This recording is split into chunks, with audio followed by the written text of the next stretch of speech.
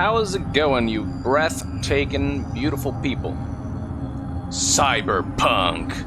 CD Projekt Red! Let's do this. 15 minutes to go. I'm a little bit early. And, yeah.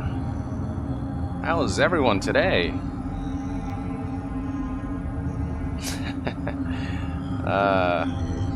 Love the enthusiastic hellos from all of you. It's always just really nice to hang out with you all once in a while. Now, quick warning, I'm a bit sleep deprived, given the impromptu video that I felt like publishing this morning. Cryptic illusion. How much for you to say yeet? Boom. There you go. Wish fulfilled.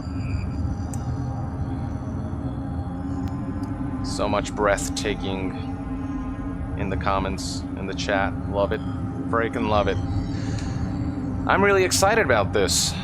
I know from what I understand that this is going to be a 15-minute gameplay demo rather than the full 15-minute that I saw.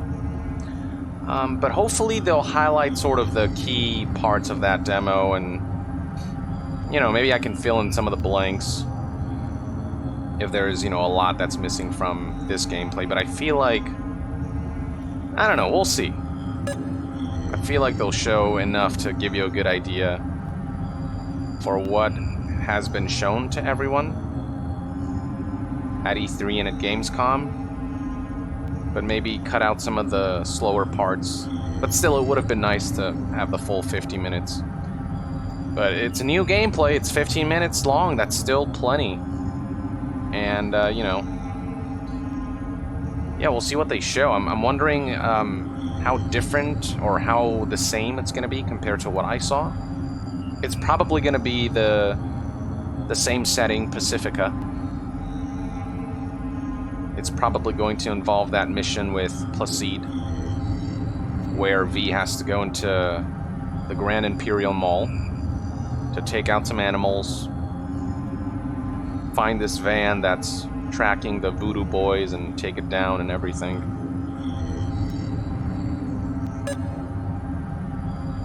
Cryptic Illusion, first time watching your stream. Love your vids, man. Much love. Also, thanks for the yeet. You're welcome, man.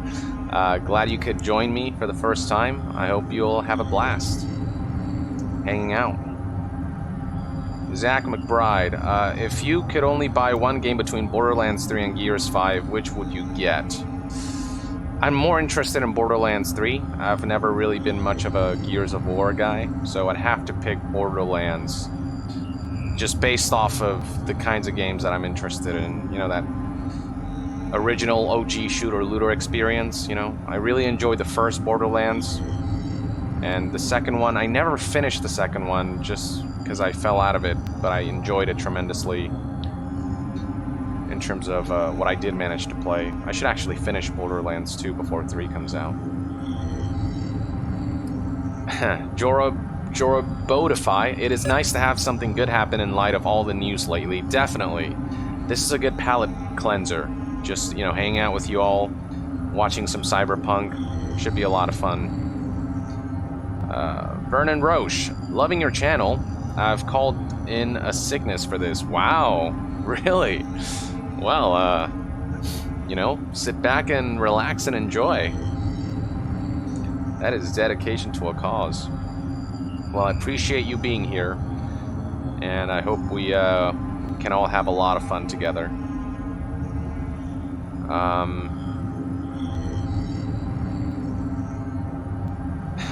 Keith Ankajas, I just want to say my deepest FU to anyone who supports games with predatory microtransactions, aka surprise mechanics. Yeah, for me it's more FU to the companies that employ them in the first place, you know. Viking Toomba, after a ton of bullshit from 2K and Peggy, it's nice to end with something good, right? Definitely. As I said before, a good palate cleanser. Hopefully what they show will be something really cool, really mind-boggling, something that'll finish things off on a positive note. The Gaming Geek, I can't wait to see new melee weapons like a sword or something. You're definitely probably going to see the nanowire, inspired by that weapon seen in Johnny Mnemonic. It's like this red glowing wire that you can whip around to slice limbs off, and also as a sort of a cable you can throw at people to connect to them and hack into them. It's really cool. Eddie Ox, take my money, Yong, but been a follower since 2014 if I remember correctly. Wow. You're an old timer, I love it. Oh my god. Okay, the timer just turned red, ladies and gentlemen. Shit's getting real. But thanks for being here, my princess. Well, thank you for the long-time support, Eddie. You know, we're approaching 1 million subs, and without long-time folks like yourself supporting me all these years, I wouldn't be where I am today. So, much love to you. Johnny Fox. Yong, I just got promoted to service manager after 5 years. That's awesome, dude. Throughout the hard times, I love listening to you in my car after work to cheer me up. Dude, congratulations. That is phenomenal news. I'm glad to hear you're moving up in the world, and I'm glad that my videos could have some kind of positive influence on you. Awesome, man. Keep climbing that ladder. You know, don't let anything stop you.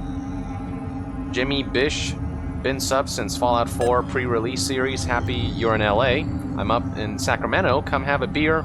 I hope voice acting is going good. Yeah, for sure. And yeah, voice acting is going great. I'll provide updates on that down the line when I have more things prepared. But you know, I'm still in the preparation stages, where I'm putting demo reels together and all that. Once all of that is put together, I'll be sure to give you guys an update. Biscuit Not. Hey Yong, just wanted to give you money. Lamau, LMAO. What up, boys and girls? 11 minutes to go. Well, 8 minutes as of my reading this comment, but I appreciate it. Appreciate the love and the support. It means a lot, really does. Jason Pena. I love surprise mechanics. Oh, yeah, so much fun. So ethical. Oh, you enjoy them, friend.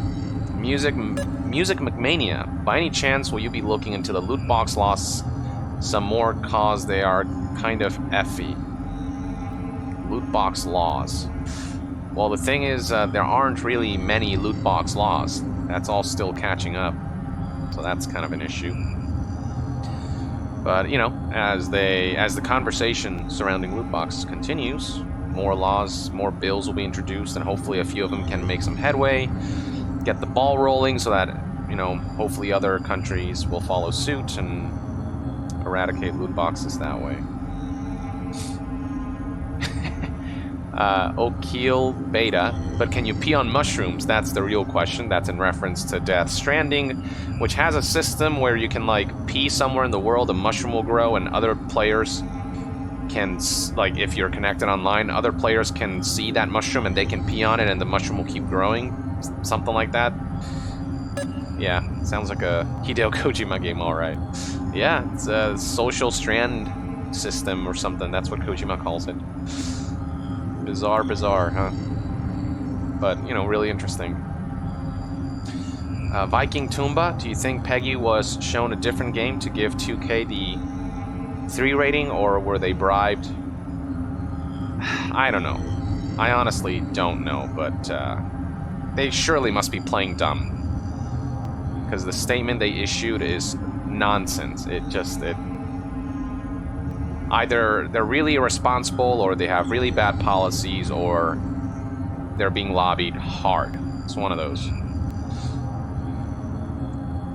Hey, new member, Richard Russum. Welcome. Thank you for joining. Thank you for the contribution. Roy Lee Walker, thanks for the info on the NBA 2K20 issue. I just sent an email, 6 minutes. I just sent an email explaining the situation to my local news outlet to hopefully get the word out there to more people. Yeah, spreading the word is probably one of the most important things when it comes to loot boxes. Educating people about their existence, their nefarious exploitation, you know, getting the word out there is definitely one of the main things. Bird of the Abyss. Death Stranding is about abortion, and Hideo Kojima is the biggest Anglophile on planet Earth. I guess that's one interpretation. Definitely much more to it than that, but, you know, there's definitely babies and, I don't know, Norman Reeduses with Norman fetuses and everything. Snipper1226, love you, Yong. Also, welcome to California. I hope in Cyberpunk 2077 I can play completely melee. I surmise that that's something you can definitely do. You know, it'll probably require, like, maybe a stealthier approach or upgrades that enhance your defense so that you can really plow through enemies and slice them apart and, you know, take a few hits as you engage. Revian, say hello from South Korea. Thank you for always providing good information. By the way, I need Red Bull. It's almost 3 a.m. here, LOL. From Korea. 안녕하세요. Thank you for watching. Thank you for... I'm Korean myself, so it's nice to have a fellow Korean here. 반갑습니다. Run to 7th. After a couple playthroughs, I might roleplay as a sadistic sex punisher and use only the nanowire as my weapon, LOL. Honestly, the nanowire is a dope-ass weapon. I would use it as my go-to as well, maybe.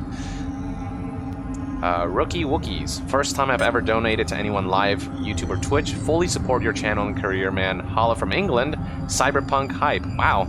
That's very meaningful. Thank you. That truly means a lot. Cyberpunk hype indeed. And, you know, appreciate the love you're showing for my content. New member, Ricardo Fernman.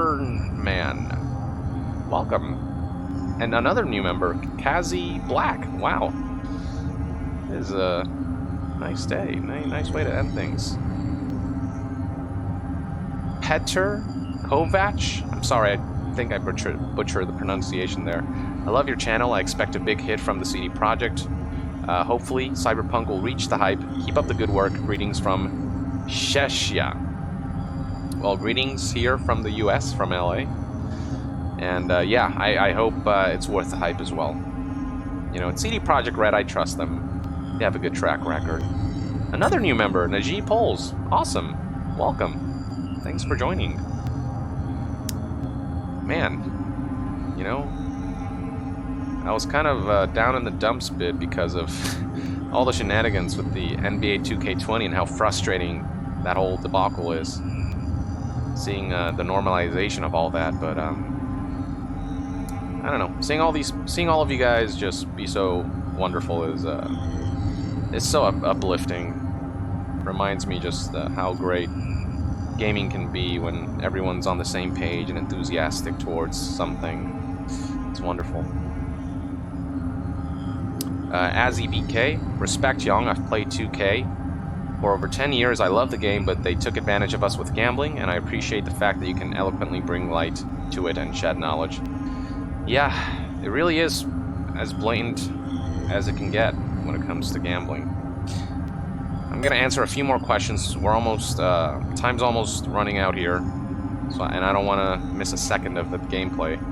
Oh my god, comments are going so fast. I can't keep up. Dual Platypus 93. Hi Yong, just watched the Peggy response. Immediately sent an email to the Australian ratings board, wondering why it was given a G rating. I'll have to look into that. Good to know.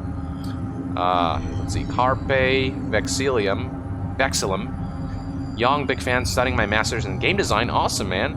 You're a huge source of inspiration for me to make the industry better. Thanks for all the updates. You're welcome. I hope you get to work in a prolific game studio and, you know, put your creativity out there. That's wonderful.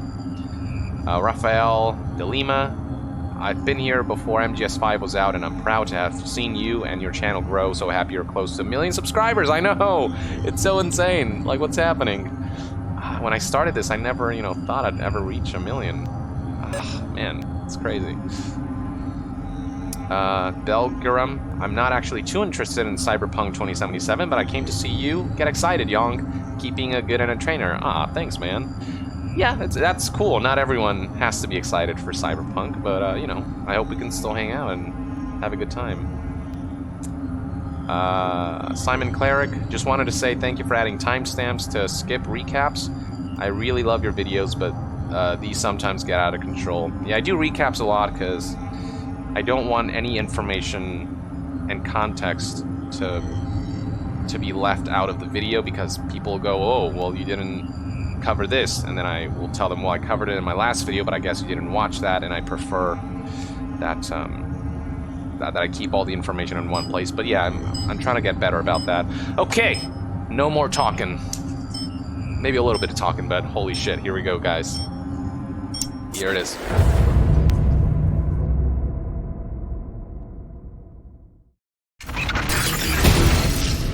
Oh, man. Welcome, my name is Holly and I'm the UK Head of Communication here at CD Projekt Red, and I will be your host for today as we take a deep dive into Cyberpunk 2077. We're going to be showing you a video with new gameplay and new gameplay mechanics, and afterwards I'll be joined by three of our developers, Miles, Philip and Pavel, as we take a closer look at some of the things you're going to see and hopefully answer some of your questions. On behalf of everybody at CD Projekt Red, we're incredibly excited to share this new look at Cyberpunk 2077 with you. Let's roll, samurais. Hey V, you alright? Let's do this.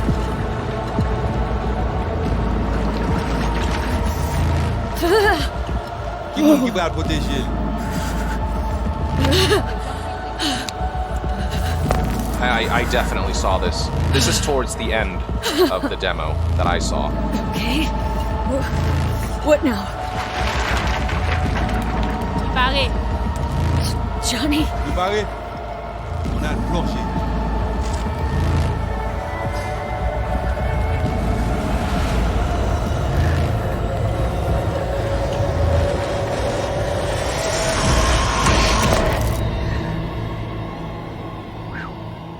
Yep.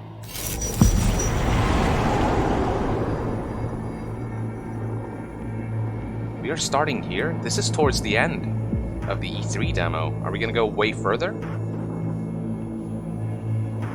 This is cyberspace, y'all. Where are we? Our BBS, Data Fortress. Bridge to the deep net.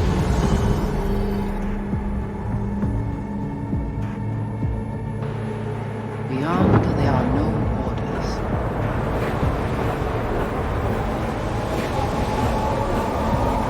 Beyond the black wall.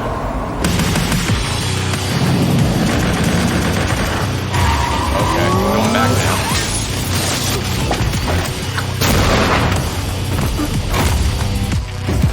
Welcome to the Cyberpunk 2077 2019 Deep Dive video. In last year's gameplay reveal, we showed you our vision for the world of Cyberpunk 2077, its quests, Stop where you are! and visual design. This year, we'd like to give you a peek at some of the playstyles you'll be able to adopt as your character progresses through the story. Here goes nothing. You're about to see sequences embodying two distinct approaches to playing Cyberpunk. We'll show you a strong solo build, that is, a character who focuses on employing blunt force and taking instant action, and a netrunner build, a playstyle taking frequent advantage of stealth tactics, hacking, and battlefield control achieved using malicious software. Additionally, you'll learn more about Pacifica, one of the game's districts, two gangs, the Animals and the Voodoo Boys, and you'll see glimpses of Johnny Silverhand, the digital construct who haunts our main character, V. A word of caution. Given that the video covers a section of the game deep into the main storyline, we have edited the footage to contain as few spoilers as possible. Be aware that the gameplay as presented does reveal characters and locations you'll see while playing the game's main story arc. So watch at your own discretion. Less spoilers, that's nice. Where are we headed? Has Peralez's campaign promise, quote, This way. In this video, you'll experience a segment of a quest from the middle of the game. We're currently in Pacifica, one of Night City's 6 unique districts. You know Pacifica well? Nah. You guys aren't exactly great at rolling out the welcome mat for outsiders. It was designed to be a tourist hotspot within the city. As you can see, this didn't pan out. When uncertainty struck the global economy, investors pulled their funding, leaving most establishments unfinished. It's one of those places where expectations and reality collided, resulting in a heap of disappointment. Ongoing gang wars plague this part of the city. Outsiders don't come here if they don't have to. Even by Night City's standards, it's dangerous to those unfamiliar with it. Taking a casual stroll here would not be a good idea. A fast motorbike or armor-plated car would be the safer option. But places like this have their advantages. If you're in need of rare goods or illegal cyberware, Pacifica's bustling local markets are a good place to start your search. The Grand Imperial Mall is a whole other story. It was one of the last developments in Pacifica to lose its funding. Until recently it stood vacant, but now a gang called the Animals has moved in for reasons unknown. Something's not going right for the big guy up top. And that's what we need to learn in order to earn the trust of the Voodoo Boys, the Animals' rivals. What the hell? Could fucking tell me what you plan to do first. You take job. You do what I say. So you jack in. Now. Of the many gangs in Cyberpunk 2077, the Voodoo Boys are the most skilled at using the net. You have now seen Pedrezo Agüe, our subnet. Why? What for? You are my vessel now. Through Agüe, I see what you see, hear what you hear. This mysterious gang of highly skilled netrunners has close ties to the local Haitian community. You are V?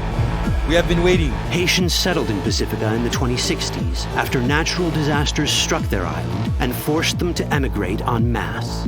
The Voodoo Boys gang formed around this same time, though at a smaller scale. Now the gang effectively rules Pacifica. The Voodoo Boys don't usually work with outsiders. Lucky for us, it seems they're prepared to make an exception this time. Mr. Hand sent me.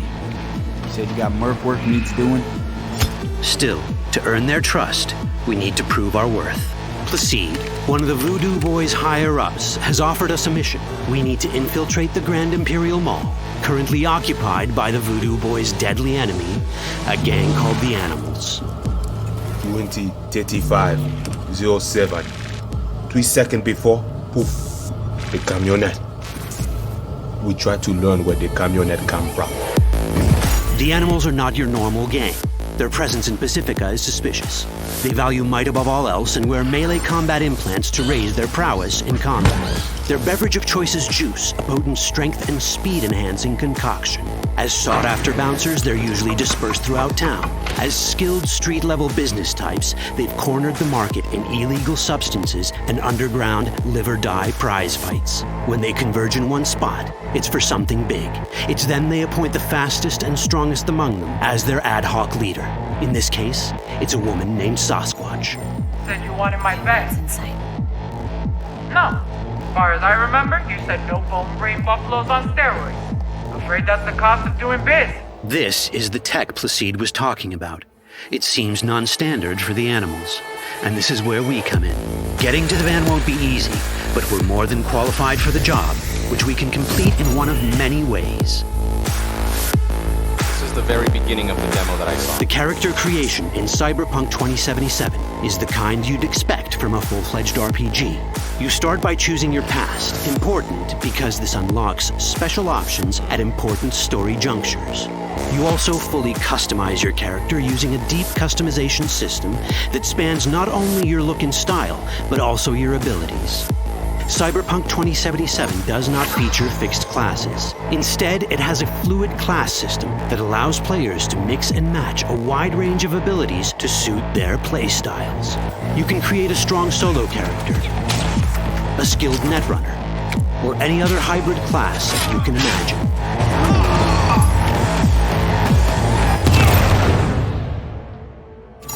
Let's see how a solo play style in Cyberpunk 2077 might work. Solos prefer a direct approach. They use guns and might to get things done. So let's wreak some havoc. With our enhanced strength, we can strip this turret of its weapons and give the animals a taste of their own medicine. This is how a player investing in solo abilities might live out their Terminator power fantasy. Enhanced strength lets us force open doors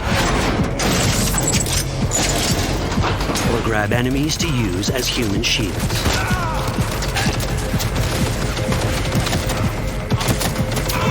We also gain access to powerful melee combat cyberware. So even someone as fast and strong as Sasquatch, the leader of this group of animals, is not impossible to beat for a solo. Oof. But Sasquatch has a different game plan.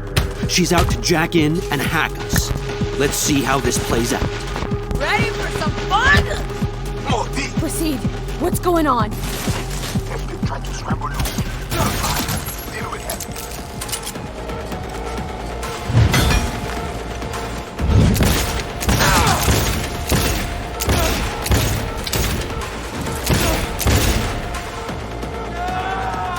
It's our choice if we want to finish her off or spare her. You're Cyberpunk, your rules. If you'd rather sneak around, hide, and strike from the shadows, no problem. Just develop your net running skills to get around obstacles or hack into enemy tech to have it do the dirty work for you. I remember that. Net running abilities mean hacking skills that let us use our cyber deck to breach access points. For this, we fill the buffer of our cyber deck with a string of instructions represented by these letters and numbers. Matching the instructions for basic access grants us control of devices connected to this network. The more instructions we match, the more control we gain over elements in the network. We can hack our way through in numerous ways. A quick hack may grant us control of the security camera. Another one should let us tweak the difficulty of the training bot to create a distraction.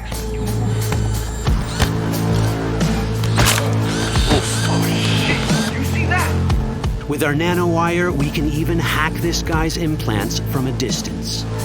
Yep, this is it. Get over here! Essentially. In this world, almost everything is connected to a local network. And that means it can be hacked. Ours is a wolf.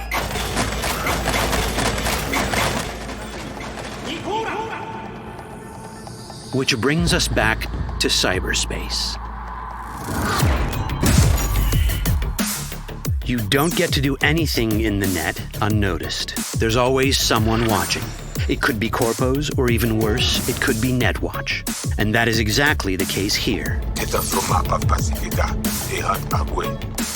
Who is they? Netwatch. They're always out to fuck us. Netwatch and the Voodoo Boys are like fire and ice. The first of these wants to maintain the old order and protect people from AI anarchy originating from beyond the Black Wall. The Voodoo Boys want to establish contact with the free AIs. They believe this will enable their boundless expansion on the net and grant them the upper hand over Netwatch. Netwatch sees this as the end of the world. Both are right. Whoa, hey, easy. How you deal with the Netwatch agent is entirely up to you. Do we side with the gang? Choosing to be on Netwatch's bad side is never wise. But can we really trust the Voodoo Boys? You set me up! As you can see, we have many possible options. But in each case, we take a risk. Think I'll just stick to my plan.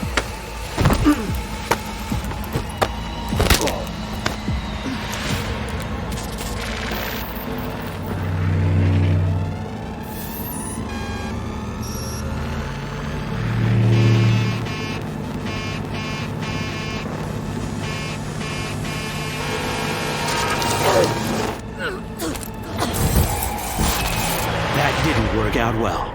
In the world of cyberpunk, few things go as planned. And that was just a glimpse of how complex the branching storyline in Cyberpunk 2077 can get. Every decision you make will have consequences. Your choices will shape how the world reacts to you and affect your relationships with those around you. One of those relationships is special. Ever heard of Johnny Silverhand, a rebel rocker boy who will be your companion throughout your adventure in Night City? Come on, really think they give a rat's dick how you look? Like everyone in Cyberpunk 2077, he has his own agenda. You'll decide if he'll be your ally or your enemy. And that chip in your head, the one thanks to which Johnny lives inside your mind, well, that's a story for another time.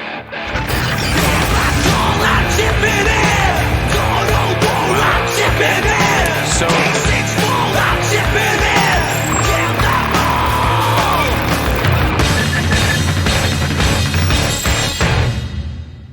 They basically chopped up the 50-minute demo and did like a more presentational Welcome back. Now, video. following the deep dive, there is an awful lot to talk about. So I found 3 of the very best. Oh, you look so happy. But I think just in case people aren't super familiar with Cyberpunk 2077, why don't you introduce yourself one by one so everybody knows who they're listening to? Hey, I'm Miles. I'm one of the level designers at I met CD Miles Projekt Red. at E3. Hello, I'm Pavel, and I'm a lead of the Quest team, and it's a great pleasure to be talking to you. I met Pavel So at I'm E3 Philip, as and well. I'm one of their Quest designers, so I work really closely with Pavel over here. Oh, thank you guys for being my my those two participants in this video. Let's get started because the Super cool last people. demo we saw took place in Watson. This time we're in Pacifica. They're very different, and that's super important for Night City, that it feels different. So what do you need to consider as a level designer when you're building a place like this? All right, we are diving right into it. Let's go. People want to know answers. Okay, I'm going. So, from a level design point of view, for us it's really important to create these districts, the 6 ones that we have in Night City, to be as different as possible without making it unbelievable, right? And we sort of orient ourselves around sort of how we approached, let's say, Skellige and Novigrad No Man's Land in The Witcher 3. So we're sort of aiming for a very noticeable difference. And this has multiple purposes, right? First off, we want to enhance the variety in the game, right? It would be kind of boring just to have a lot of the same throughout the entire city. We have one cityscape, so we need to create this kind of variety, and that's actually a really fun creative process as well. And secondly, we need it as a navigational tool. That means that when you as a player move around the city, you should know where you are simply by looking around. And thankfully there's a lot of lore that we can sort of dissect and make our own that helps us around, but we also add our own sort of twists to the whole thing, right? So in terms of Pacifica, we know that it's pretty fucked up place, if I can say so. And what I mean with that is that it's pretty noticeable that it's almost post-apocalyptic, right? The district has a rich history that caused it to basically fall into disarray after it was initially meant to become the city's crown jewel of tourism. But clearly, as you can see from the footage, that actually didn't quite work out that way. And now you'll actually see things like burning cars on the streets, right? And it's very deserted. So much unlike Watson that we showed last year, where the streets are bustling with people, here there's way less. Because it's simply a very dangerous place that you don't want to really go if you don't have to. And again, that's one of these things that once you enter the district from the rest of Night City, you'll actually notice that, right? And of course, all the destruction going on and all of the, suffering and pain. Our favorite and things. violence, as it were. So what kind of things are exclusive to Pacifica? Because you don't want people to just come for the quest and then leave and that's it. You want people to keep coming back to this district. So what can people find there? This is what I meant when I said it's a very fun process to think of these kind of things, because these sort of characteristics that we give the district directly sort of birth the things that you can find there, right? And amongst the destruction, you'll still find people living there. Right, Pacifica is inhabited by a large Haitian community, and each district sort of has a kind of dominant gang who has taken over there. In the case of Pacifica, that would be the Voodoo Boys. And unlike the Maelstromers that we saw last year, the Voodoo Boys are actually deeply ingrained within the community that lives there. And they actually... They're not your typical sort of street gang in the sense that they don't really bring a lot of gunpowder to fight themselves, but they actually specialize in cyberspace. They're obsessed with the mysteries of cyberspace. They've sort of almost made it their own religion, if you will. And they have the reputation of being the best netrunners that you can find in Night City. And it's a very cool gang that V, of course, our main protagonist, will interact with in several ways. How? You will have to find out. And I mean, that's just one of many, many different ways you'll really experience Pacifica. As I said, all of these things together, the culture, the visuals, the architecture, and the history really, will be very distinct to the district. At the same time, we're of course trying really hard to not make it feel disconnected, right? There's always a link. It should always be believable. That's one of the sort of core pillars that we build everything on. But this will make it for a very unique experience when you delve in adventure in this district compared to others. That is actually place there, it always tells the story of the community, of the people, of the characters that are living there. And the Haitian community, right, they arrived actually in Night City because of the environmental changes that were happening in the world. Haiti is actually completely flooded, and they have left it. They arrived to Night City to build the district that Miles just talked about, and they were left out at the moment when the corporations withdrawn all the funding from the Pacifica. They were left there and they built their own community there, and they gave the seed. They become the seed for all the stories that we're telling there. So as a player, when you're like investing, meeting all those characters and talking to them, you actually find out and learn more about them, you know, through the quests. Why do people think Perfect. I'm mad? But let's talk about the more we just saw in the deep dive video, because I'm just listening intently. that's not linear. No. So how do you design a non-linear level? You've got the building, you're thinking, right, well, the person who's playing on their game, they might have a more techie style of playthrough, but this person might want to go in all guns blazing. How do you design levels for all these different playstyles? Anything's possible. Yes, yeah, we do give the player a lot of different tools to use as he goes through a level, and that makes designing these things quite complex, I will say. Just wondering if there's going to be anything new, just to sort of understand our mentality, I can actually, I'll attempt, and maybe you'll help me out with this one, to go back in our development, well, sometime, and to really sort of, we came up with this example to sort of establish this kind of mentality that we wanted to have when we approached our level designs and the way we do our encounters, right? And the example was rather simple. The goal was for a player to go from one room to another, but the main way to go from that one room to another would be sort of like a door. And be it through like a scanner or a device, it doesn't really matter for the example actually. Going through this door would ultimately result in the player losing his weapons, but the task was to actually kill a person on the other side of that door, right? Now, we use this sort of example to sit down and think, okay, how will we do this in all these kind of different play styles, right? So perhaps, one way would be to, convince a guard that would be stationed next to the door, just let you through, right? Through sort of like a social kind of path, or you could take the guy out, take, I don't know, like a pass that would enable you to go through the door without actually letting go of your gun. Maybe if you are invested as a melee character, it actually doesn't really matter to you. You just walk through the door and then punch the guy on the other side into like a pile of blood. You can make a melee character. Or maybe as a kind of hacker type of character, you try to find a way to breach the network, to disable the device, right, the scanner that would prevent your weapons from usage, allowing you to move through and then use your guns on whatever your target is. Maybe as a kind of fast solo kind of character, you'd be able to jump out of the window onto a windowsill, double jump to the, like a balcony, and then enter through the window there. And the list goes on and on with examples that we try to come up for this kind of door. And it's sort of, again, it's just to showcase how we sort of think about these levels, right? As you know, putting in a problem that the player has to solve, and we give him a lot of different tools and possibilities to solve this issue or bypass it in their own way.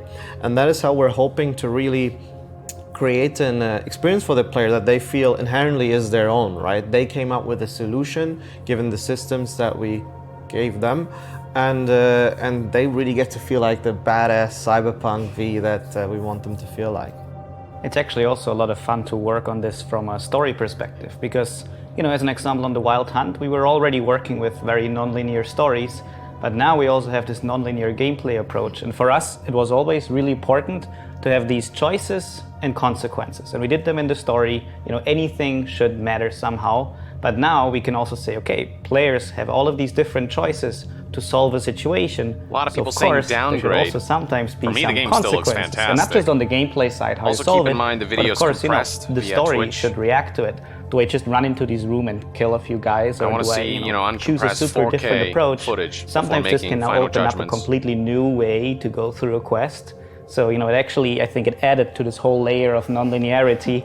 It added quite a few, let's say, more things we have to do. But the thing is, it is a challenge for us, but it's actually a really fun challenge. It's actually really cool to come up with all these ideas. And the thing is also, our quests are iterated upon a lot. So as an example, you know, quest designers, of course, we play them ourselves. Pavel as our lead plays them again. Directors play them. And also, you know, most importantly, QA plays our quests a lot, and our QA team has really, really good ideas. So, you know, they always think, okay, what do I think right now? What would I want to do in this situation? And then we often communicate, and this is how some of the best ideas are actually created, just through going through these missions over and over again, and always finding some new ways to approach them and some new ways to, you know, find interesting consequences, what to happen afterwards. Yeah, and that I think sort of ties up with a whole philosophy of a game, which is the freedom. And we have a freedom on the story layer, and maybe I don't want to talk about it too much and not to spoil it, but but it ties up with the gameplay very well, with like the way how the levels are constructed, and with branching gameplay, as Philip just explained, because player has freedom playing the game. You build your character the way you want, and you play the way you want, and you want the player to feel this choice, you know, that he's doing depending of, you know, how skills he's assigning, what weapons he or she is picking, and all that, and it all comes together as like, you know, fulfilling this ultimate like cyberpunk fantasy. So in the demo, we obviously saw the bike. There was a little mention of the heavy armor car, but can you tell us a little bit more about the kinds of vehicles that will be in Cyberpunk 2077? I can tell you a little bit about it. So there's of course many different kinds of vehicles, because we want to create a real open city, a, you know, city that makes sense in the year 2077. So there will be all kinds of vehicles, and of course there's also, you know, society is very different. So, you know, we also have different art styles that correspond with the different parts of society. So we have the art style called entropy. So as an example, you might see vehicles that are just very useful.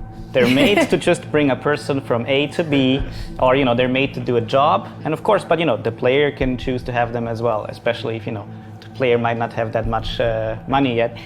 But there's also, you know, super luxury high-end vehicles on the other side of the coin. So of course, you know, you as a player are only limited by what you can afford. That's like real life.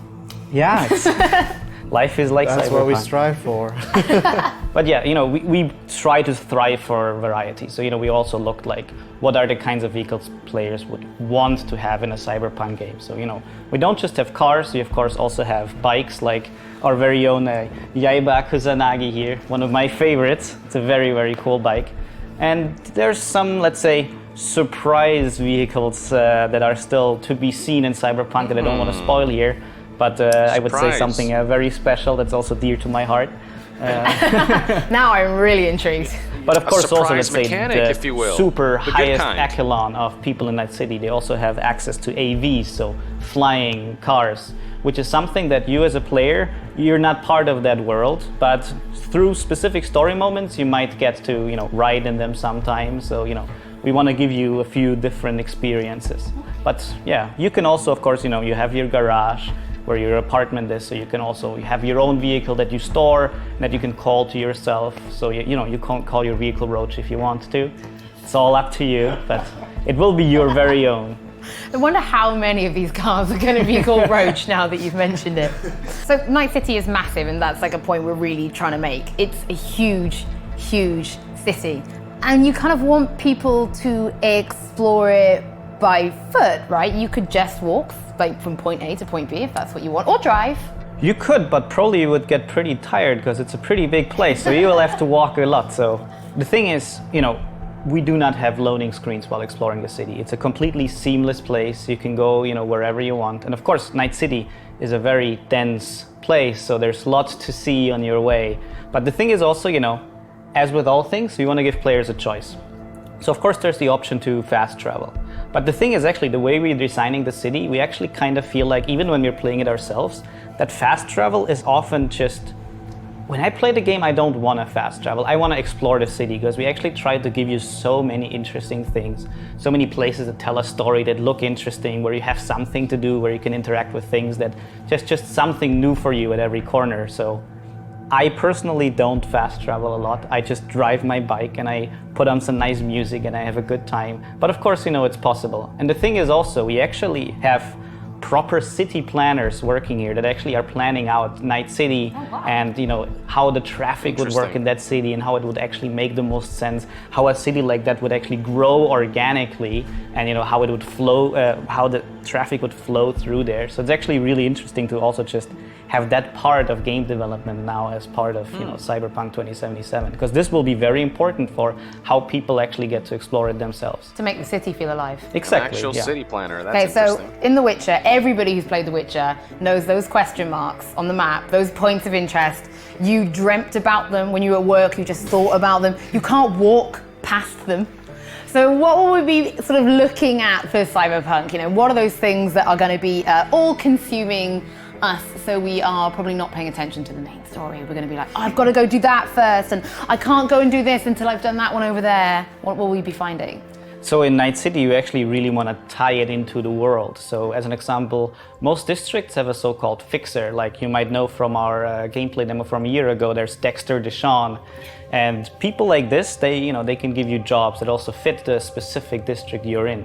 So when you enter a district and you're kind of known as a mercenary who's doing certain things for money, fixers might contact you and they have some jobs for you. And then these jobs, as an example, they can be street stories. And they show up on your map, and you get an icon, so okay, this is this kind of street story. And we always want to put some interesting story to them, because after Wild Hunt, we actually founded a completely new team, the Open World team, which is actually creating some amazing content to actually fill this world with things that are meaningful. So we actually want to make this that you can do many also smaller things around the city, but they're actually all cool and unique in their own way.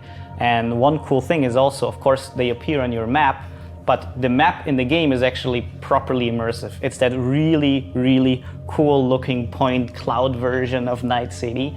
And you can see the tasks from your fixer there. But the cool thing is actually, because you're a character in Cyberpunk, you're V, and you actually have this information. So it's not just the player seeing them, it's actually your character seeing them as well, because it's all part of the world. So we want to give you this full immersion.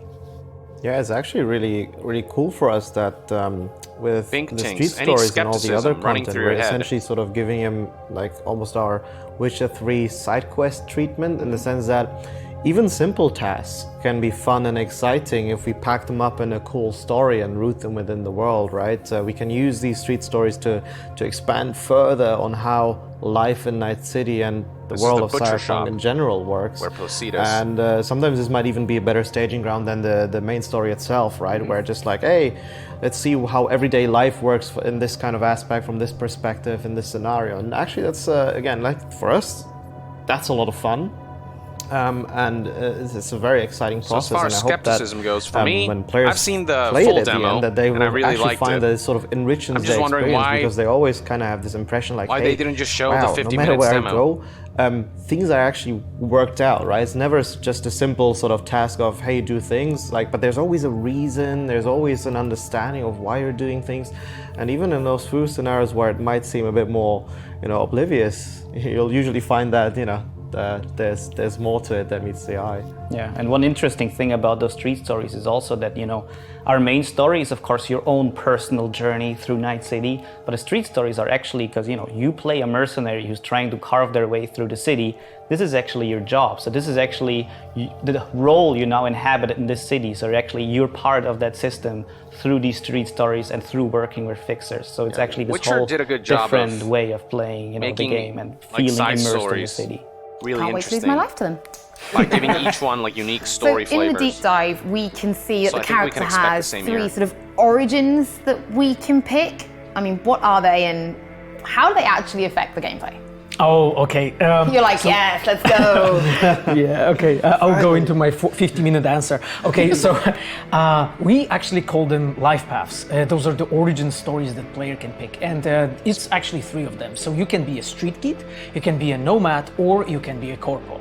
Now, each of them actually defines the beginning of the story for the player. So you start in a completely different way than other life path, and you are slowly introduced into that story. You know a different people. You're in a completely different place in life, you're in a different place in Night City, and your story slowly, you get involved into that whole thing with Chip and Johnny Silverhand, and eventually, you will land there. But you actually start off being a completely different person.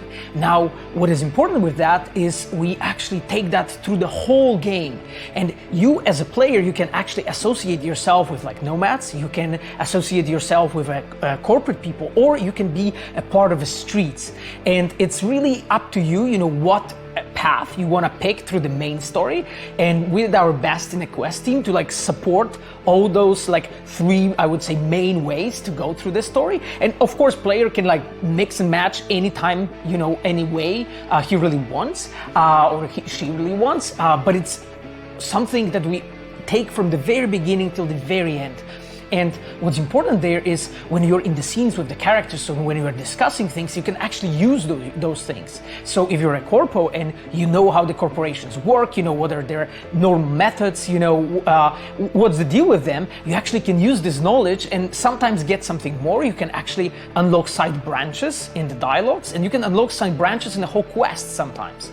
And this is a bit exciting, I would say. It's something like the way how we to make sure that the player can role play their character, to become that person. And in the demo that we have shown in the recording, you can see this moment when you choose that character that you are becoming later. And the characters that you are meeting in the main story, they are also representing those different groups. So in the first demo a year ago, we have shown Meredith Stout, a person, she is a high-class corporate woman from Militech. She has a lot of power, also a lot of responsibility, and you are on her way. And you can see, how that interaction looks like. So when you're from corporation, maybe there's something you can do a bit more with her, and that goes also for others, for nomads and for street kids. One of the nice things is actually also that, you're not bound to stick, let's say, with the corporates or with the streets. So as an example, I can give an example. I started as a street kid the game, and I know I have my knowledge, but then I play through the story and I notice I kind of like these corporate characters. I like that life. So, I can just, betray the streets and snuggle up with the corporates. But, this is kind of the role-playing freedom we want to give. But, as always, this can also have consequences for you. So anyone who's played the original tabletop version of Cyberpunk is used to the idea of assigning attribute points to create a character. Now, in the deep dive video we just saw, we got a little glimpse of that screen. You could see the points and the different things. So help me understand how that works and how you gain those points. Character creation looks pretty extensive. You build your character at the beginning, assigning those attribute points, and they define the core characteristics of your character. So how much body strength you have, or how much reflexes you have, or how cool you are. That's one of the interesting stats that we have, right? But then, as you have those attributes, you also have skills. The skills define a bit more interesting proficiencies for you as a player, what you can do. And for instance, one of those skills is assassination or the cold blood. And maybe I'll stick to the cold blood to explain a bit more. So this is a skill that allows the player to survive in a really tough situation. So at the moment, you get a lot of damage, then the cold blood skill kicks in thanks to your cool stat. It kicks in and gives you a boost in damage, and then as a player you can, survive and so on. But then, using that skill, so you sort of like use by learning, like using that skill, you can actually get better, pump up levels there, and you can get different perks. Now what's interesting there, you can actually give completely different perks to the skill that you have. And here I think I could use the example of the athletics attribute. So the athletics is the way for us to move dead bodies. So as a player, you can basically pick up the dead body that you have just basically killed and pick it up and like stuff it into the fridge or in a trash bin. Now as a player, you normally slow down when you're moving around with the bodies. But if you have added special perks to your athletic skill, you can now run with the dead body. So because you are more athletic, you can do that. And those are like 3 levels of complexity in our character, in building the character we have. You have the attributes, you have the skills, and then you assign perks to it.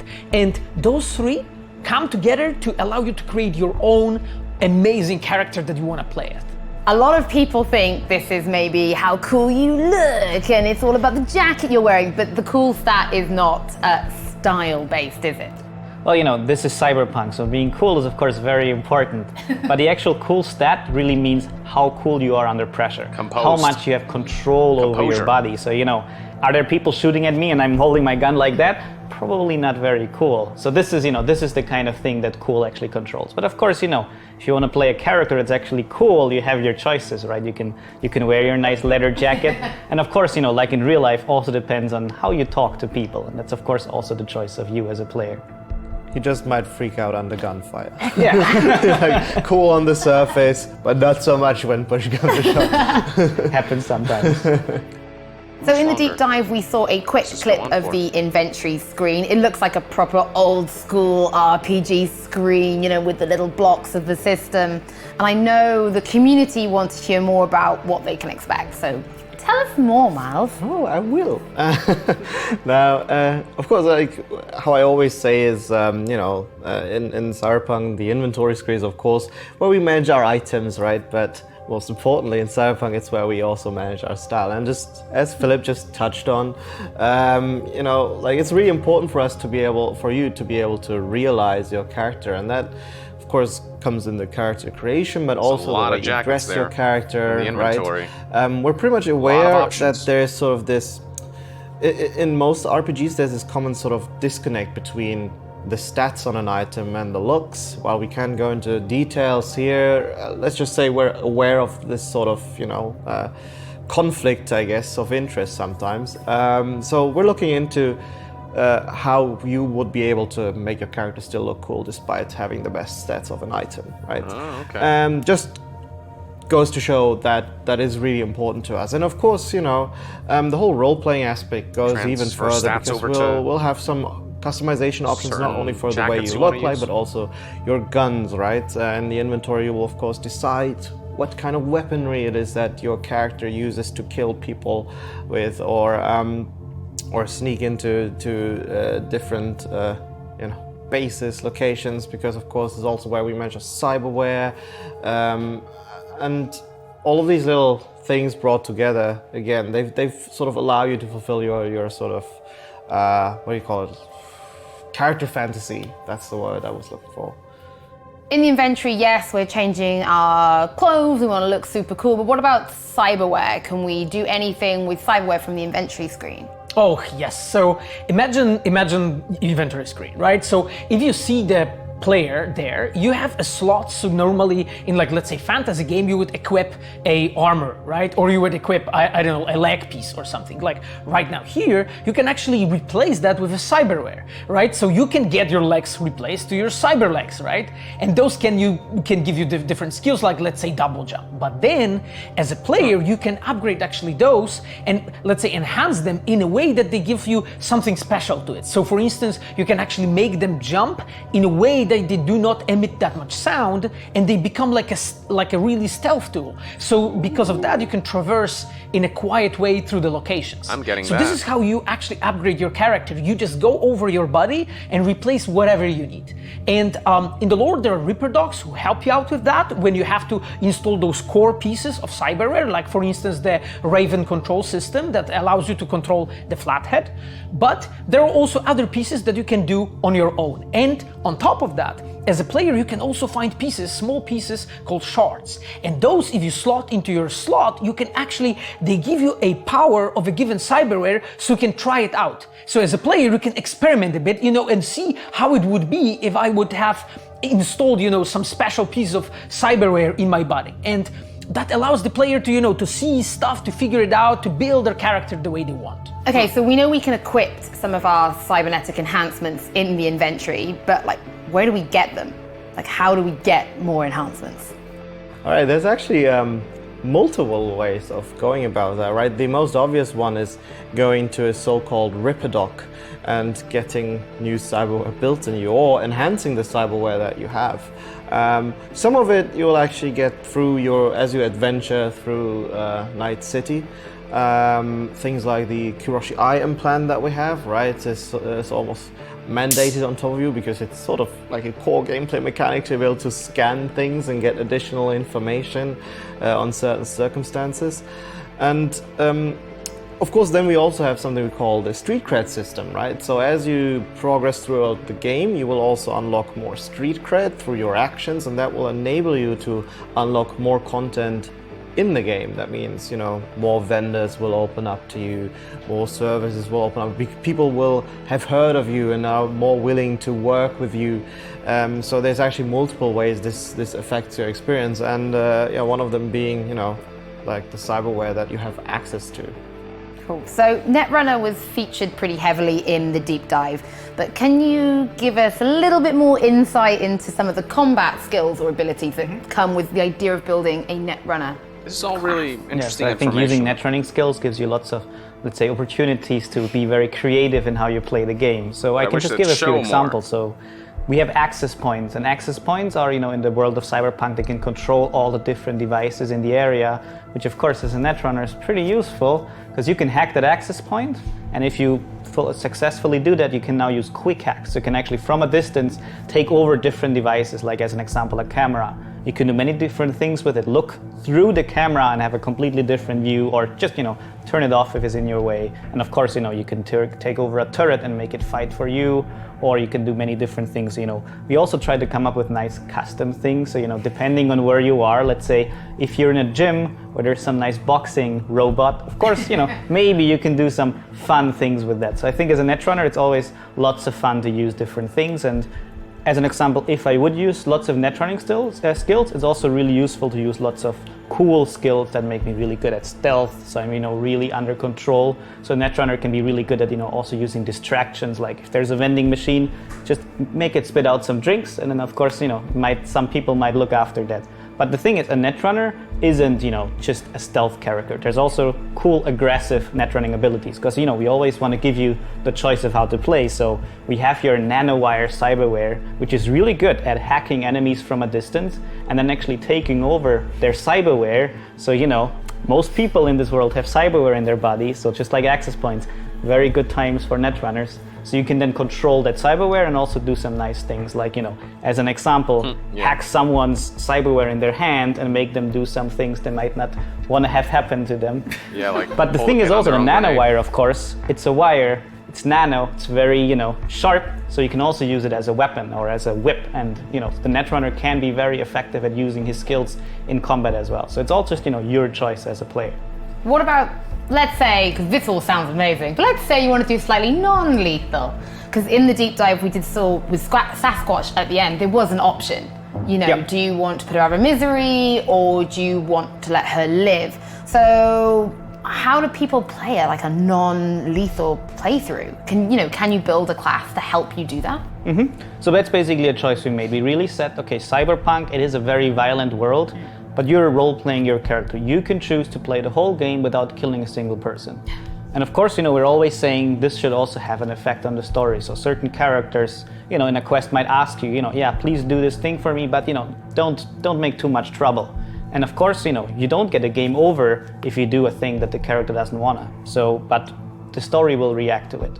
And we want to give you that choice, but of course, not only the Netrunner is able to do a non-lethal playthrough. A no-kill playthrough. Every player, however you want to skill your character, you're able to do it somehow. But of course, it also depends, where you are. Let's say if you're in some rundown ruin that doesn't have lots of netrunning abilities, of course, a Netrunner still has ways to do it. But he might not be able to use all of his netrunning skills. But another player who has skilled different ways now has a different experience. But it can happen vice versa. But what we always want to say, you can finish the whole game, you can finish the quests without killing a single person. Sometimes you just have to also, think about it. Because the thing is, Night City isn't a very peaceful place.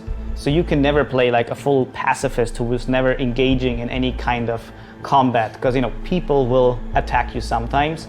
But you can choose to, not kill them, because, like in real life, sometimes if there's attacks, you don't immediately kill everyone. You can solve situations in different ways. Are there non-lethal weapons? Yeah, all right. One thing I'd actually like to add to that is that we're trying really hard to not actually punish players for the playstyle they choose to do, right? Whether it is that you're playing a lethal or non-lethal or like a more aggressive versus a more subtle kind of approach.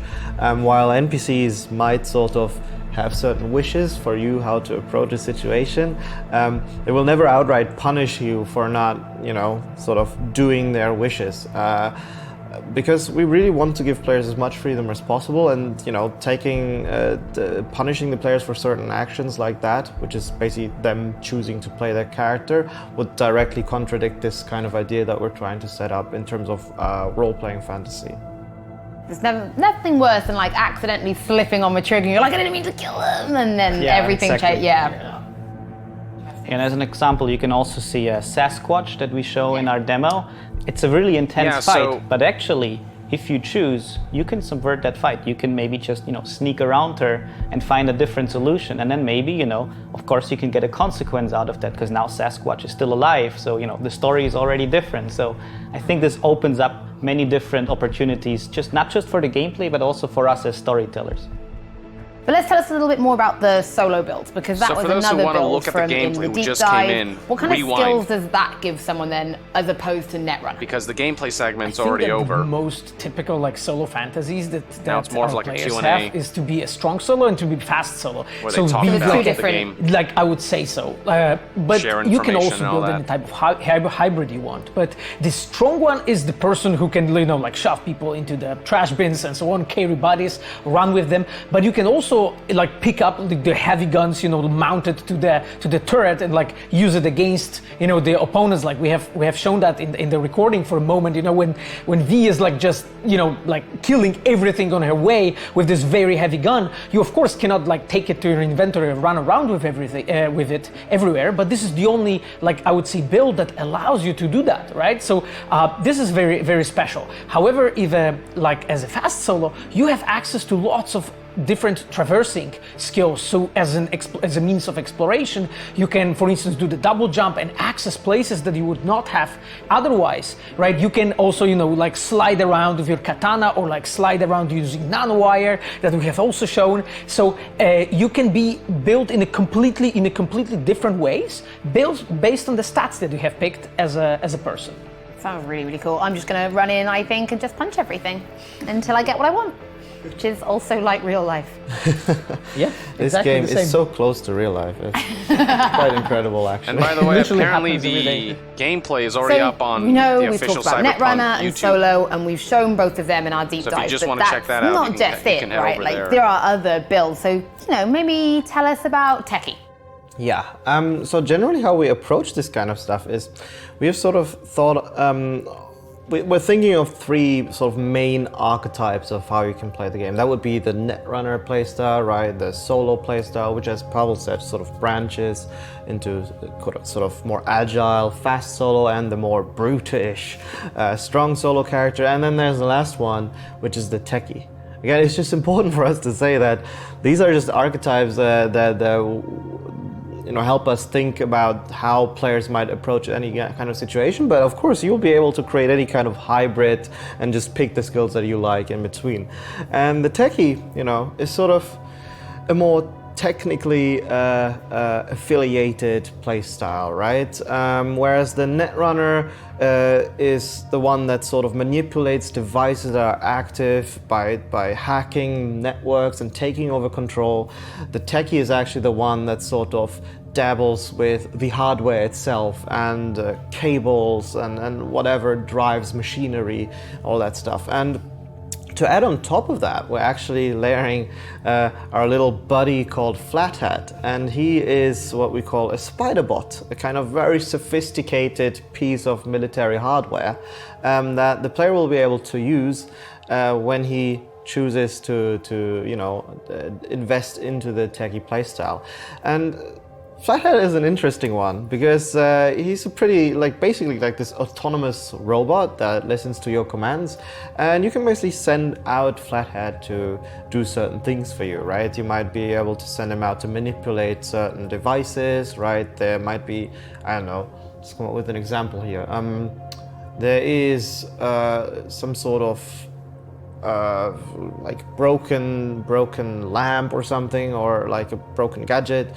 You can see it with your scanner, right? And you might actually send Flathead to do a little bit of tweakage there to make that object fall down onto an enemy, right? Or other examples would be to use Flathead to directly engage with enemies. There's a certain customization options that might be tied to a buddy robot, and I hope actually players will get oddly attached to their little robot buddy, right? And again, this is like a whole sort of layer, another layer of how you might play the game. And as I said earlier, with us thinking of the archetypes, it is one of the many possible ways of how to play the game, and we're trying to add as many tools as we can for all three of these archetypes to really sort of be able to manipulate the game world and feel like, yeah, this world, if I look around, I see opportunities that suit me. You're maybe fantasizing to play as a sort of Terminator kind of character, right? We have our scanner, you look around, see opportunities, and you seize them. And how you seize them and what opportunities arise for it really just depends on what kind of character you're playing and what skills you have invested in. Okay, so we all stand Flathead. We know that Flathead is everything. But also let's talk about actual weapons. Let's talk about guns. What can we expect? 'Cause we saw a few. We saw the Militech turret being ripped out used as a machine gun. We saw the nanowires, but tell us a little bit more. So our guns are divided into three main categories, right? There are smart guns that we have shown in a previous demo a year ago. So basically they shoot homing bullets that are following target. There are also tech weapons, and the tech weapons are those that have additional capabilities to them that they for instance can pierce covers.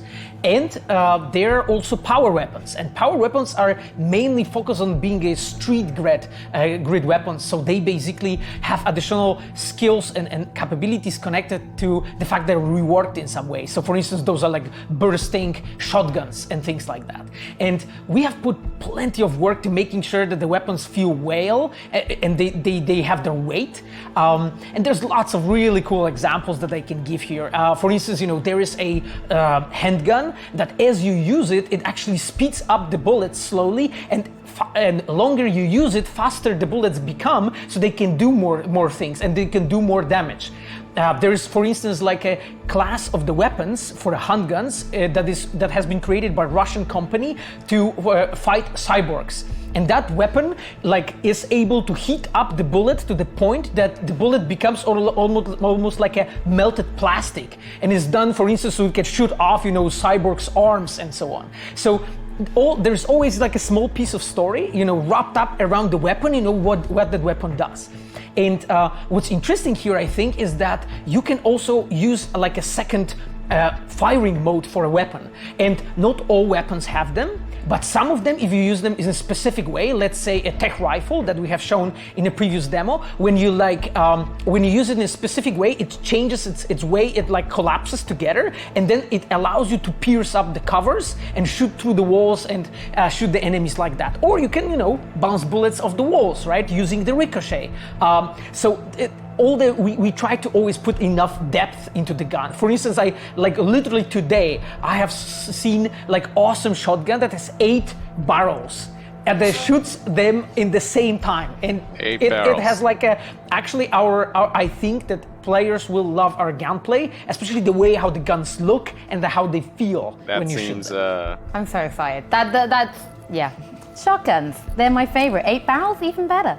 I think also something really cool to add to this is that, as you already touched on it, all of these companies, these gun manufacturers and all that stuff, they actually, a lot of it comes from the actual lore, right? But we're also making sure that, there's a history to everything. That includes the brands and ads that we have in the game. We actually have a whole team dedicated to just that kind of stuff. And again, it sort of is in line with our philosophy to make sure that everything is rooted in the world, has its reason why it is there, has its history. I think that's really sort of the secret ingredient to make a really believable world, that when the player actually goes in, that they have this impression this place exists, right? This feels alive. And I think that will make just the fact of simply walking through Night City a really, really cool experience. Also, actually, one of the cool things we also have is we have lots of different melee weapons. And it starts by very spontaneous ones. So let's say you find a broken bottle and you just use it, or you find a knife on the ground and you can use it to fight melee, or you can, as an example, throw it. But you can also specialize in melee weapons, because as we said earlier, maybe you want to play as a cyber ninja, and of course as a cyber ninja there's many different katanas that you can actually also specialize in getting really good at them. And there's even cyberware for melee, like the gorilla fists that can also be used to, be really strong and open doors. But if you're really strong, you can also hit people with it. I want to be a cyber ninja. The cool thing is also using your melee weapons together with special cyberware. So as an example, my favorite cyberware that I always like to use is the Sandevistan. And essentially it slows down time for you because your reflexes get boosted. So now you have superhuman reflexes. And the way we show it is, of course, time slowing down for you as a player. So imagine you have your katana and you just go into a slide and then you can aim and just go through, and it actually feels really cool. You feel like you have super control, but actually you can also see, as an example in the demo, how it feels like to be in the receiving end of cyberware like that, because the animals have reflex boosting cyberware as well. So actually sometimes when they're coming towards you in melee, they zip around really fast. That's what that is. Exactly, and this is how it actually feels for enemies. When you have your, slow-mo, this is how they see you moving around. So it can be pretty scary to also find someone who uses the same cyberware you use. What about you two then? What are your favorite cyberwares that you've seen so far, that you can talk about so far before you get me in trouble? Oh, I think that at least for me, I think those are gonna be mantis blades. I think that's the best one. We have shown blades. How it looks for the player, how it feels when you use them. The way you can chop off heads and so on. It's something of a it's very poetic, nice. I would say. And another cyberware I think that I would like, it's more story related, it's Mr. Stud. I will let our players to figure it out what it does, for those who know the lore a bit. For me, Philip already took it away by taking the strong arms earlier and the Sandevistan, so a bit of a greedy dude over there.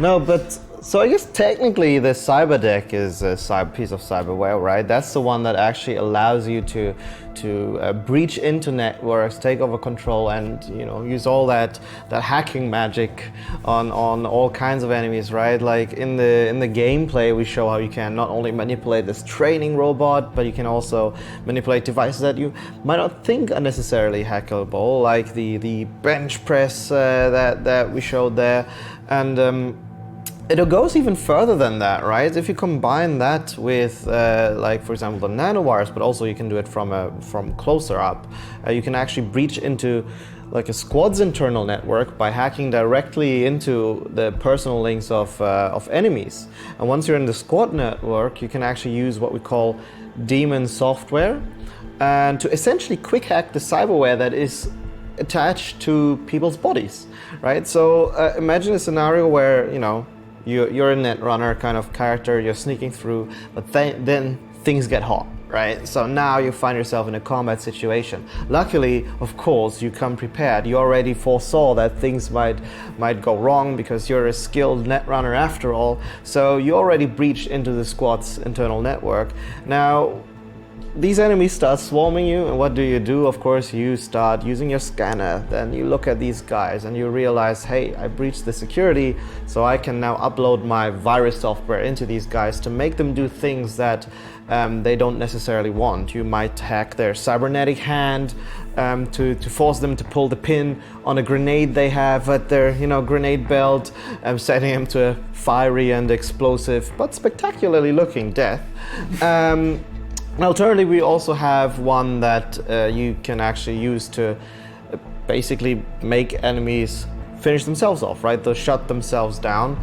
And it's actually really cool because you sort of see them struggling with their hand as well. So it's like it really sells the fantasy of what you're doing, right? And you're basically becoming this cybernetic god as soon as you take over a network. And it really is something that, you know, feels so different from the other play styles that we have. And I really like the sort of level of variety that we offer players when it comes to that. And I think that ultimately, and pardon me for being a bit buzzworthy about this, but like this will really make each playthrough very unique to players, right? Not only the way you play it, the way you interact with the world, the way you talk to people, all that kind of stuff. Like if you look at all the little choices that accumulate through the game, no playthrough will basically be like another.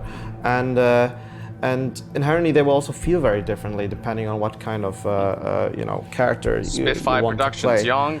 And Thank you for being my go-to source for top-of-the-line games coverage. Because as I'm no Big Daddy Mike, but here's a good burger on having me. Your cyber deck, because otherwise you could not be a netrunner. We have a long wait for Cyberpunk 2077. And then I think I've mentioned before in another video of sorts that I really like our nanowires, which go hand in hand sort of with this net running playstyle. I guess you can see where my personal preferences lie.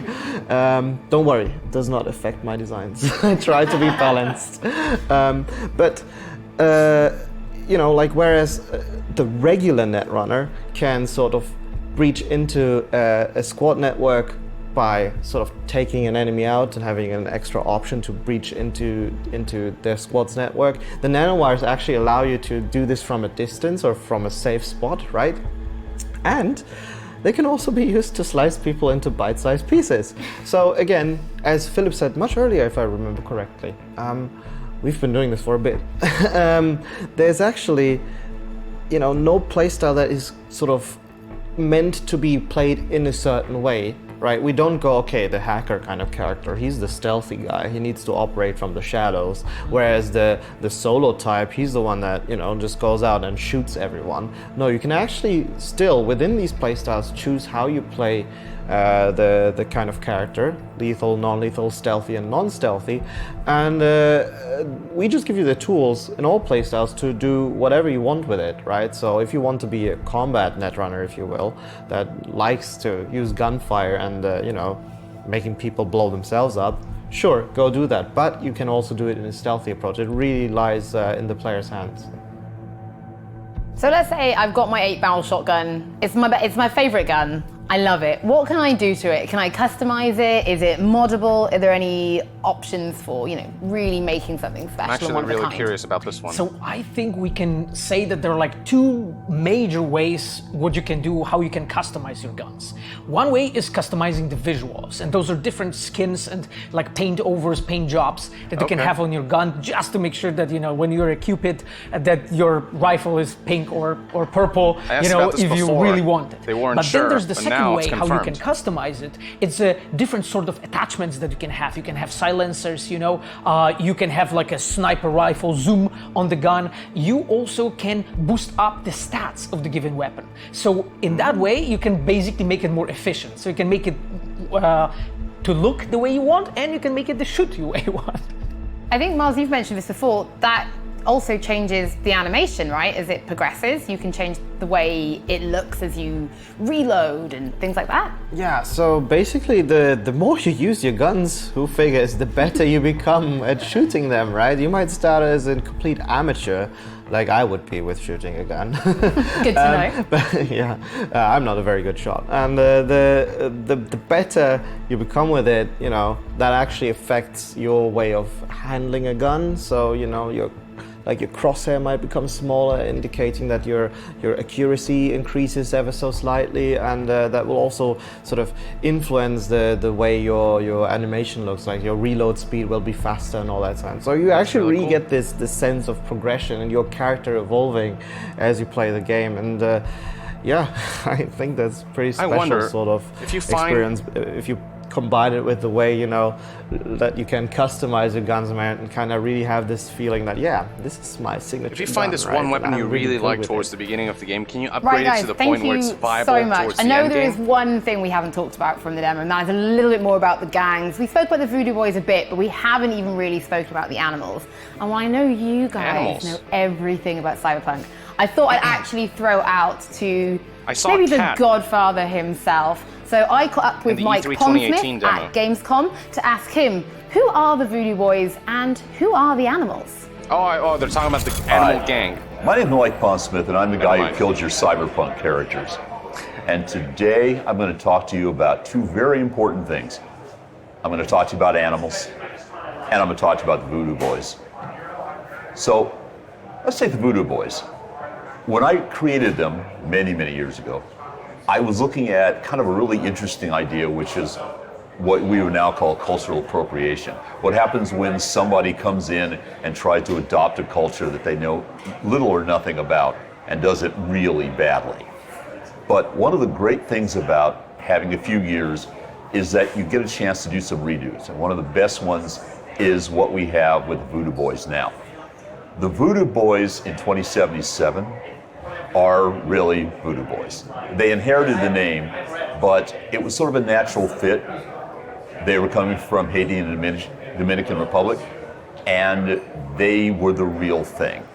And they've managed to take a lot of the elements of their original culture and meld it into the world of 2077 to bring that cyberpunk vibe into a very old and respected culture. So they're a gang, but they're not really. They're more of a cultural phenomenon. They're more a way of cultural exploration. And I think it's really cool because it shows us a side of the cyberpunk future that we normally wouldn't see.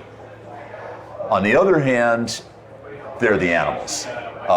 Way back in my dark, dank past, I used to lift.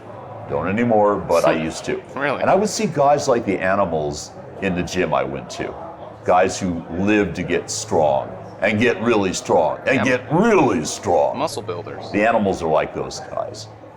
They're in it to basically build themselves up and become the tigers of their particular urban jungle. They want to be big, they want to be bad, and they want you to fear them just because they exist. And you know, it's really easy to fear a guy who blots out the sun when he walks by you. But the animals are very simple. They have an ethos: get big, lift, get strong, lift. So unlike the Voodoo Boys, who have a culture, the animals have a thing.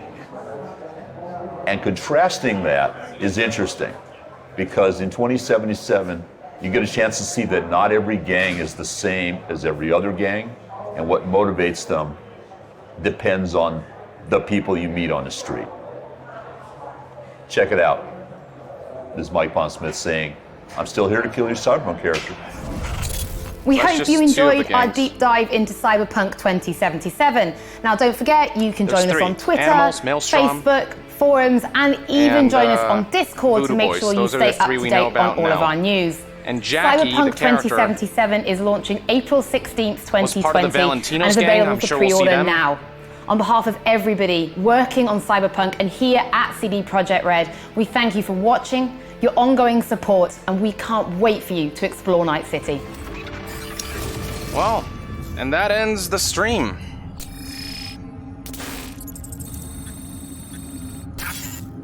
So there are a couple interesting bits of information that yielded from that extended sort of Q&A session, but a lot of the information I felt was stuff we already knew or stuff that we already expected. So yeah, I'm gonna turn down the volume here so I can talk to you guys for a little bit. But yeah, I don't know why they aren't showing the 50-minute gameplay, because from what I saw, it's not like super spoilery. Like, people who want to avoid spoilers will not watch it anyway, but people who want to see gameplay, I think, would really get a kick out of that 50-minute demo, because the 15-minute footage we saw was kind of really a chopped up version of the 50-minute demo. And it was like all out of order, essentially. And so I could probably go through that footage and create a version where I show the footage in order in terms of what I saw at E3. But it's just, yeah, I wish they would have shown the 50-minute gameplay, because it really does look awesome. And they show much more extensively how the two, you know, the hacker playthrough versus the solo playthrough, how they diverge and the different ways you can tackle the same mission. And I feel like a lot of what they talked about in the Q&A session would have been kind of shown with the 50-minute demo. So yeah, I don't know why they're not showing the 50-minute demo, unlike last time where they actually show the full E3 gameplay. But you know, there is already like a 50-minute demo out there of last year's demo, and then this is like 15 minutes of explained, kind of chopped up extra footage. It's not as if we don't have anything to go on in terms of like what to expect from this game. Like, it's not as if we don't know anything about this game, or as if we haven't been shown too much. We've been shown quite a bit already.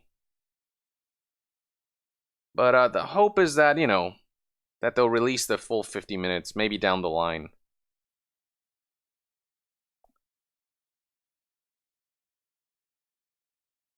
Kenny P10 Gaming, too much reveal is just spoilers, though. That's true, but I feel like the 50-minute demo I saw is just like one mission.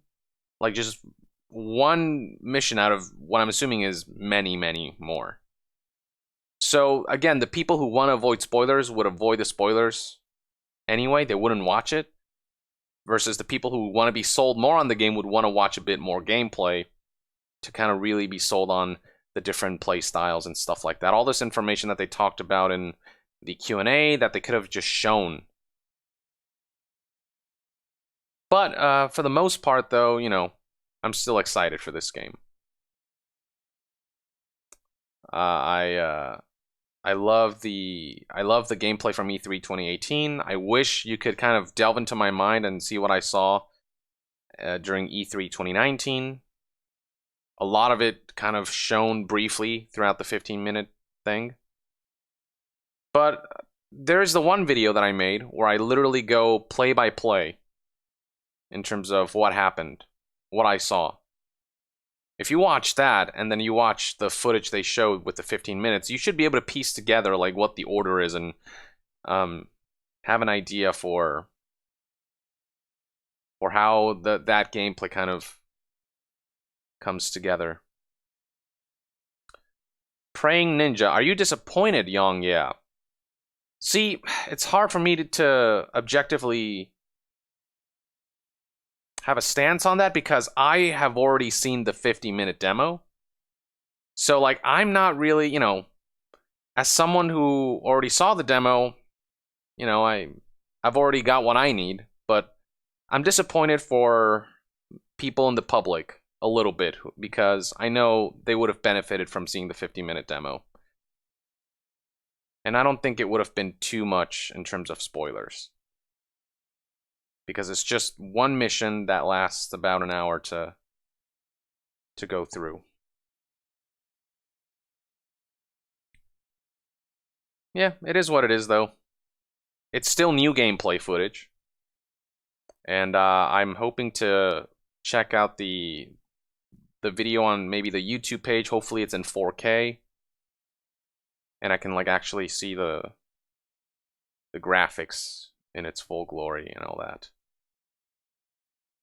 But I'm still excited for this game. Everything they're talking about in terms of what you can do with the cyber limbs, the weapons, the customization, the branching story paths, all things that I wish they would have shown more, but they still talked about. All of that stuff is very much par for the course with CD Projekt Red, and I'm looking forward to seeing how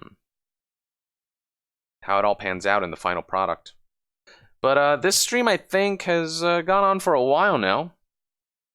So I think I'm going to call it a day. It went on for a lot longer than I thought. I didn't expect the post-gameplay reveal Q&A to be this long.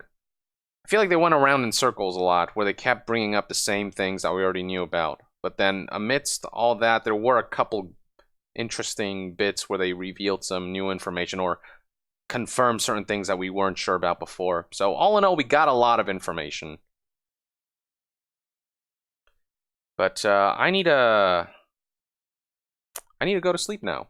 Take a nap or something, because I have not slept much this past 2 days.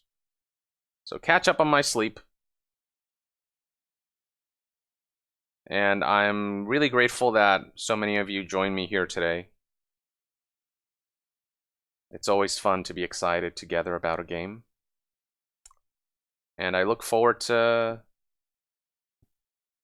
doing more of these down the line when interesting new streams crop up that we can watch together.